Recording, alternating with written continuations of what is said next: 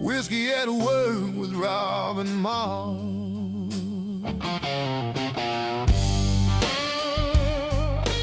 Hey, everybody. Shut up and drink. God, it's Rob and Mark. Nobody's said anything that nice to me in a long time. Shut up and drink. It's Whiskey at Work. We didn't mention, last week we did the podcast with Jason Dvorak and Patrick and Ray from Johnson Brothers and Mr. Liquor, and we did the barrel pick. I saw Ray got an early start the other day. I was coming to work, and he was walking into Boyd's at like 7:45. Good for him. I went, wow. Did you pull over? No. Oh, yeah, you probably should. I'm like, hey, can I get a first dibs on something? And then, well, what is it after the fact that because the big news from Jack Daniels was they've dropped the new 3 new aged expressions of their 10, 12, and 14. I talked to Matt the other day. Okay. I ran into him at Cohort, and he didn't think it would be here for another month or maybe at 2. least. Dang it. Okay. Well, it's the 10-year batch 5, the 12-year batch 4, and the 14-year batch 2 are all set and ready to go. God, it's weird that we've already got 5 batches of the 10, isn't it? It seems like we were just Maybe we should revisit those. all hyped about. Well, I'm sure you have all of them at your house. I do, I think. I think they're open. All right. I don't know. Well, I wanted to make that just a note of that because that's big news for everybody that's enjoyed it. I mean, obviously, Jack Daniels hit a 100% home run with those, especially the Jack 10 years. I mean, they were just about as perfect as I think Jack could have created for number 7 sitting in a barrel for that long, for sure. Yeah, it's impressive. I want to do something a little different with you today, Rob. That was good. It was all right. I want to talk some geography with you today. Can we? How good at you were geography? Well, how specific of the geography are we talking? You were a decent student, weren't you? Yeah. So how did you do in geography? Good. I mean, as long as I don't have to figure out how people are defining the Midwest, I'll be all right. Yeah, that's always been an issue. Ohio's in the Midwest. It's 20 minutes from the ocean, but okay. On the radio show, one of them I was doing today, we were talking, we've heard of the Irish goodbyes. Yeah, I'm pretty good at them too. And there's such thing as the Midwest goodbye. Are you familiar with that? No. That's the opposite. Oh, where you got to hug it out 7 times. Yep, and you're standing in the door frame the entire time. Yeah. And if you go to your car, you better not roll down your window because it's going to continue. It's where everybody has to stand on the porch and Exactly. wave. Yeah, I don't do that. I remember that when I was a kid. Oh, I know. So much of that. All of the relatives that you're visiting out east have to come out and stand in the driveway and wave until they can't see your car anymore. No, the Irish, you guys did good whiskey and you crushed the goodbyes. All right, it was amazing. Yeah, I don't play that. No, I don't even do that with my kids. We've talked geography. You have to when you talk about Scotch whiskey and you talk about Kentucky and how it all. Whiskey in general. Without the geography, there is no whiskey. I mean, really, you can make it, but you need the climates of these places and the hills and the lowlands and all this to make good whiskey, right? Well, I disagree with you that you wouldn't have the whiskey without the geography. I don't think you would. I don't think you wouldn't have the diversity without. It's the geography that adds a lot of that. Yeah. Different flavor profile. So it'd be pretty boring. I mean, it'd be boring. Well, You'd have boring whiskey. I mean, I'd be happy in Tennessee. Well, maybe. I don't know, but their geography's cool too. Let me ask you. Yeah, but there's only one there's several, but. What is the largest ocean on Earth, Rob? That would be the Pacific. What is the capital city of France? Paris. What is the largest country in the world by land area? Soviet Union? It's called Russia now. Hasn't been the Soviet Union in quite a while. Russia. Here's a good one. It was a lot bigger when it was the Soviet Union because they took a bunch of other countries. What are the 7 continents? North America, South America, Australia, Asia, Europe, Africa. And? You missed one. Did I? Yeah. North America, South America, Europe, Asia, Africa, Australia, Antarctica. Antarctica. Good job, Rob. Now, what's the tallest mountain in the United States? Depending on who I think it's McKinley. No, it is not. Or Denali. It's Denali, yes. 20,310 feet. That's pretty good. Wasn't that McKinley before? It was Mount McKinley, but now they changed it back to Denali. No, Mount McKinley's in Washington, right? What was it before? What was it Denali before? I don't remember. Okay. Mount something in Alaska. I think that's what they called it, Mount something. You did really good. That was 5th grade geography. It's kind of what I want to do when I go home.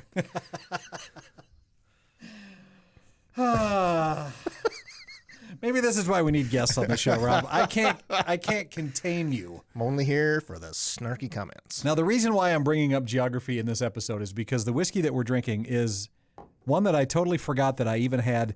And you and I were having a conversation about this last week. I know you really, really wanted this. Yeah. A long time ago. I did, man. And I remember having it for the first time and having my first sip here. It's as good as I remembered it. Did you have it? I had it at Windsor Block. Was it like, Windsor? Or yeah. I thought it was at the Public House in Spearfish. No, this was at Windsor. It was like the first year Windsor was open. First few months it was open, I believe. I tried it down there. And then I instantly went and bought a bottle, stuck it on a shelf at my home, and I never looked at it again. And then I realized, wait a minute. That was, what, a couple, 3 years ago? At least. And then I said, you need to go find something in your house that you haven't forgotten, or you have forgotten, and you haven't forgotten anything. All your stuff is you know it. You didn't have anything to hide. There's probably something in the cupboard here that I have forgotten, but it would all be open. I mean, this was fresh. Unopened and ready to go. It's Driftless Glen, is what it's called. Good. I see why you liked it. Every bottle of whiskey, Rob, starts with a place, right? Not a recipe, not a distiller. It starts with a place. It has to. Okay? Well, because the distiller has to be in a place. The water, the soil, the climate, the air itself, all of it shows up in what you're drinking. And so that's why I'm digging into this geography lesson a little bit, because the story behind Driftless Glen, I didn't think it would be that interesting. I didn't know what it meant. I had no idea where the name came from. And then once you dive into that a little bit, it tells you right in the name the geography of where this is at. So a glen is a hill. Right. But or a valley. It's a valley. Because technically it comes from a place called the Driftless area that I want to get into coming up. Shouldn't it be the Driftless Valley? It's the Valley of the Deer, Glenfiddich. Yeah, but we call them glens here. We don't call them. Well, apparently they call them Glen there too. Driftless Glen. That's the name of the whiskey. God, I'm not ready for you today. I'm not ready for you today. I have been ready for this since about 8:15. I know you have. What is significant about the geography in Kentucky? Why is it important to whiskey distillers, Rob? Is it the water? It's the water. Why the water? What is it dripping through? Limestone. Limestone, exactly. What does it remove that makes whiskey taste terrible? Impurities. More specifically, iron. There you go. God, you have been paying attention this whole time. That's impressive. That's because I didn't start drinking at 8:15 this morning. Of course, Scotland then is the other place. Whenever you talk about regions and whiskey, you have to talk about Scotland. You have to talk about Islay and Speyside and Campbelltown and the Highlands and the Lowlands. All of that adds the distinction. Sometimes the islands. Sometimes the islands, if you want to really get nitpicky about it, right? Islay is that small island off the west coast. It's got all the peat bogs. It's got the Atlantic Ocean right there too. So that's that whole thing that we've always talked about. Don't drink that one. Speyside is a protected valley carved by the River Spey. The mild climate, the fertile land, the cold mountain water, much like Kentucky. You should all drink that one. Campbelltown, tiny remote peninsula that was once the whiskey capital of the world, with over 30 distilleries that sat there. To me, that was kind of a cross between, wasn't it? Yes, and it was pretty good. We had it was called Campbelltown, wasn't it? Was it? Or what was the name of that one? Was the Auchentoshan? No, that's either a Highland or a Lowland. I don't remember which one that one is. So these regions, it's always where you put your distillery that decides what's going to taste amazing. And that's what happened with Driftless Glen. I didn't realize until I looked at the bottle where it had come from. I thought this was a Kentucky or a Tennessee bourbon. It is absolutely not. This comes from Wisconsin, believe it or not. Surprised it doesn't taste like cheese. Beer country, cheese country. I wonder if this would go well with cheese. Beer cheese country. Beer cheese country. It's beautiful, by the way. Where's Brian when we need him? With his pocket full of Wisconsin cheese curds. Right? That's a great question. Probably got a lifetime full of us making. You know, it is funny though giving him hell because for his cheese. I saw him at Whiskey Fest, and on the table before it started was a bag of cheese curds. I didn't work up the courage to go ask him for some. I should have, but I don't know if he would have. I don't know if he knows how much we've constantly talked about. Yeah. Well, when he popped them 2 bags out at the event the night before a couple years ago, I'm like, all right. just carries pockets full of cheese curds. Pocket cheese curds. And it was great. They were It good. was awesome. Brian, you can bring those anytime, man. All right. So coming up, I want to talk about the significance of the name of this whiskey and get your take on what you think about it so far after you're a couple drinks in already. That's coming up. Whiskey at Work with Rob and Mark. It's Mark and Rob and Whiskey at Work, and you know every bottle we talk about on this show started with someone who had an idea and decided to build something. Maybe you've got an idea like that, a side hustle, a product, something you've been sitting on for a while, and the hard part is always just knowing where to start. That's where Shopify comes in. No coding, no developers, no guesswork, just your idea turned into a real store people can actually buy from. Try it at shopify.pxf.io/whiskey. That's shopify.pxf.io/whiskey. It's an affiliate link, so we may earn a small commission if you sign up. Shopify. Start, run, and grow your business. And we're back. It's Whiskey at Work. It's Rob and Mark. I don't want anybody to think that I just canned 3 of these. No. I'm sorry. Were sips, not drinks. They were sips. You're right. I mean, we probably poured a couple ounces each. I might have 3 by the time we're done, but they were sips. This is good. Yeah, what is your first impression on this right off the bat? My very first impression was, I don't know what that is because I haven't eaten anything today. Oh, well, that's not smart. I know, and I've worked, and I'm tired, and I'm mad at people. But the second sip, I really enjoy it. It's got a little rye pepper to it, I think, maybe. But smooth. Very warm. I really like the warmth on this, too. It really coats your entire mouth. Yeah. I mean, sometimes it's pretty fleeting front or back or mid, and this seems to it lasts forever. Just warm up your entire palate. Because as we're recording this today, we're getting into our second winter time, I guess, for the rest of the week too. So this is a good whiskey to be drinking. Have we had first winter yet? We kind of very sporadic, very tiny cold winters. Yeah, we haven't really had winter though, so this could be first winter, but I don't think that's going to even last very long. This is a single barrel straight bourbon whiskey, 96 proof, 5 years in the barrel, which is a pretty sweet spot. When did Driftless Glen? When did the distillery start? They, I believe, this began. Let me get to my notes here. The reason I ask is because you were saying before we started that this was.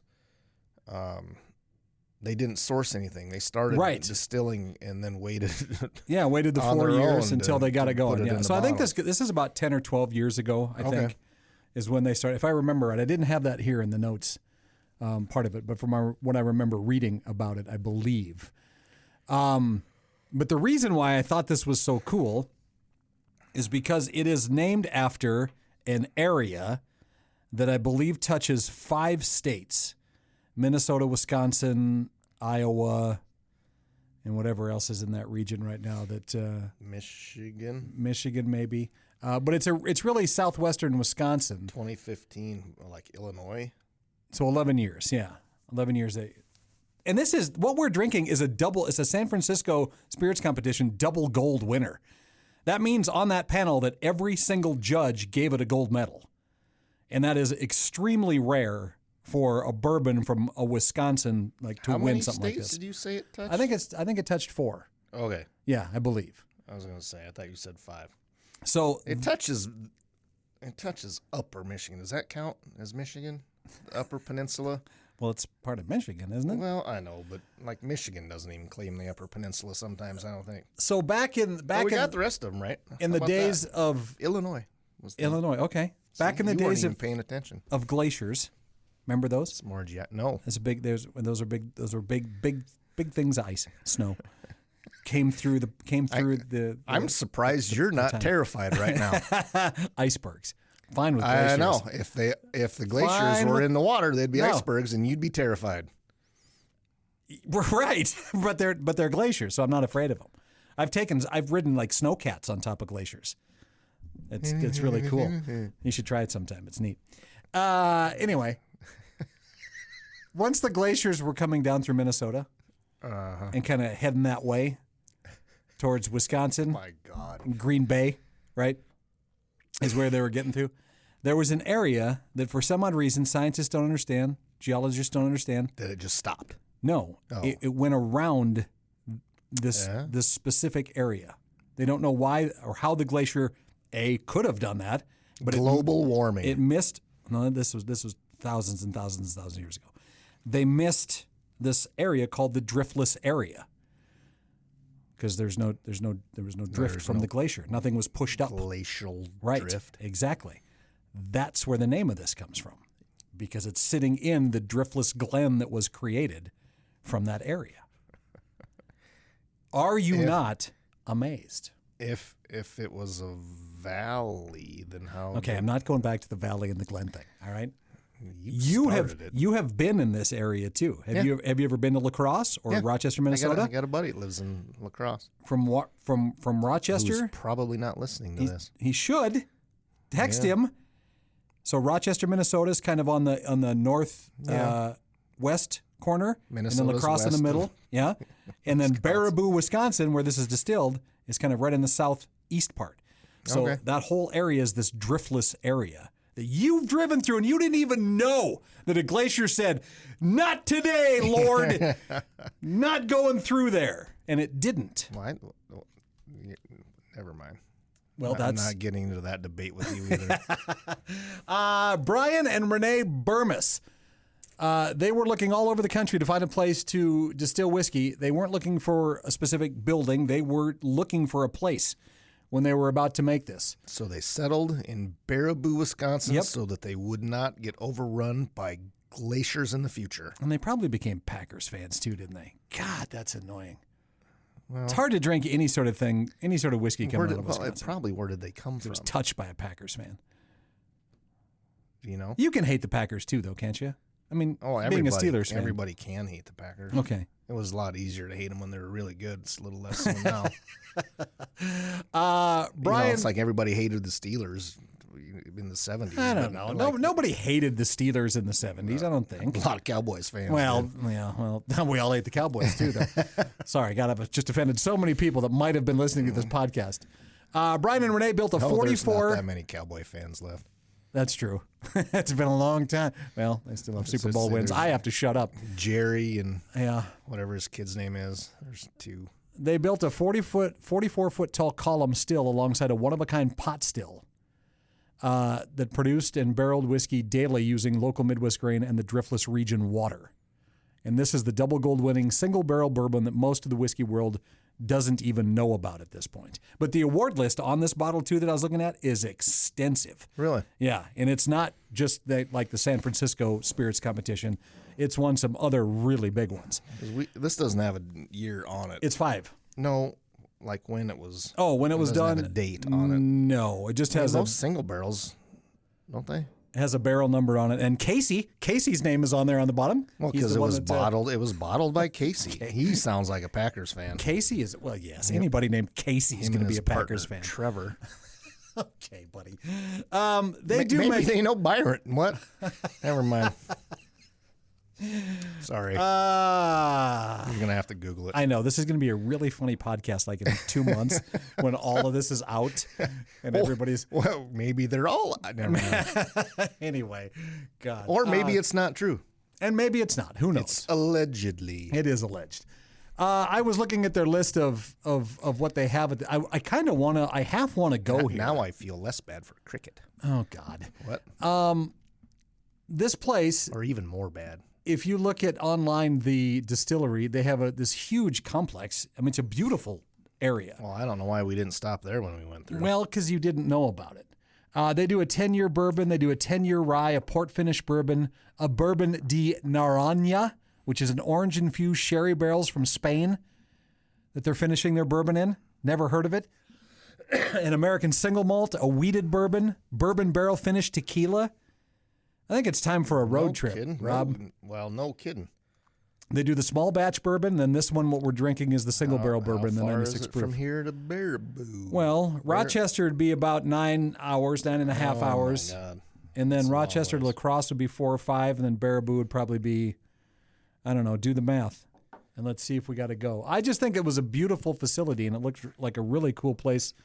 The food looks amazing, all of the different types of whiskeys they have. And I can't believe this has flown this far under the radar for as many accolades as they've received.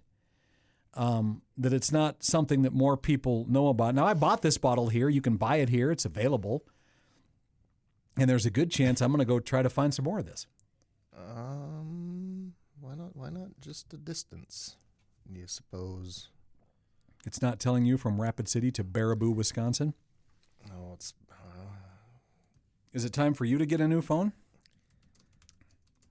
Baraboo. Here, I'm going to do it right here, Rob. It is 720 miles, 9.5 to 10 hours. Oh, my. Is what It'd it would be be. a lot shorter if Minnesota had normal speed limits. Flights are available from Rapid City to Madison, Wisconsin. No, they're not. There's no flights available from Rapid to Madison, is there? They have via Denver or Minneapolis. Well, that says flights available with one stop, typically tracking around 5 to 6 hours total. What did I say? Oh, one stop. Yeah, you're right. Okay, best flight, Rapid City to Madison, closest airport. That's the closest major airport to Baraboo. All right, or you can go to Milwaukee or Minneapolis. That says, and driving is possible.